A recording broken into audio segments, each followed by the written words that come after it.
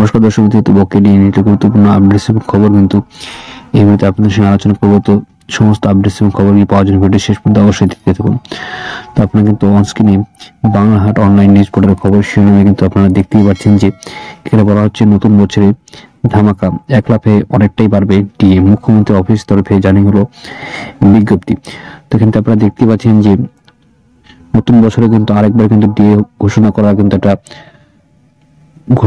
একটা কিন্তু প্রস্তাব বাস্তবায়ন হতে চলেছে। কারণ সংগ্রামী যৌথ মঞ্চের তরফ থেকে ভাস্কর ঘোষ যেভাবে আন্দোলন চালাচ্ছে, সংগ্রামী যৌথ মঞ্চের আহ্বায়ক সরকার এবং মুখ্যমন্ত্রী কিন্তু অনেকটা চাপে আছেন, কারণ সামনে ভোট রয়েছে এবং সেই ভোটের অঙ্কে রাজ্য সরকারি কর্মচারীরা যে একটি গুরুত্বপূর্ণ ভূমিকা পালন করতে চলেছে সেটা কিন্তু সবাই জানে। এবং রাজ্য সরকারি কর্মচারী ছাড়া কিন্তু সরকার চালানো এবং সরকারের বিভিন্ন কাজকর্ম চালানো কিন্তু অস্বাভাবিক হয়ে যাবে।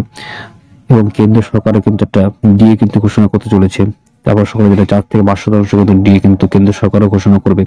তো সেই থেকে কিন্তু যে 4% মাত্র ডিএ ঘোষণা করেছেন সেটা কিন্তু ভিক্ষা দানের সঙ্গে তুলনা করেছেন সরকারি কর্মচারী সংগঠন সংগ্রামী যৌথ মঞ্চ।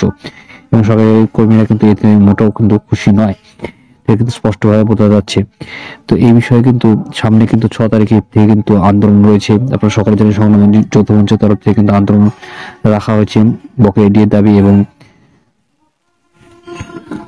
স্বচ্ছভাবে নিয়োগের দাবিতে কিন্তু আন্দোলন করা হয়েছে। এবং রাজ্য সরকার যেভাবে ট্রান্সফার করছে সেগুলিকে কিন্তু বিরুদ্ধে কিন্তু আন্দোলনটি হবে এবং বকেয়া ডিএ দাবিতে কিন্তু বড়সড় আন্দোলন কিন্তু শিয়ালদার থেকে শুরু হবে এবং মাতঙ্গিনী হাজরা মোড় হয়ে কিন্তু আন্দোলনটি পৌঁছাবে। তারপরে কিন্তু গুরুত্বপূর্ণ তথ্যগুলি দেখতে পাচ্ছেন যে, এবং আপনারা এর আগেও জানান যে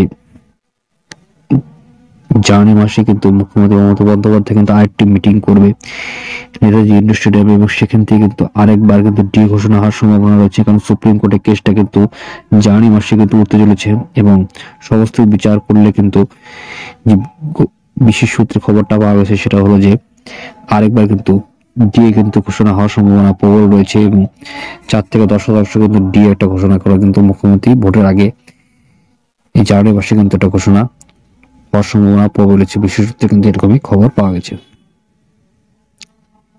ধন্যবাদ ভিডিওটি দেখার জন্য।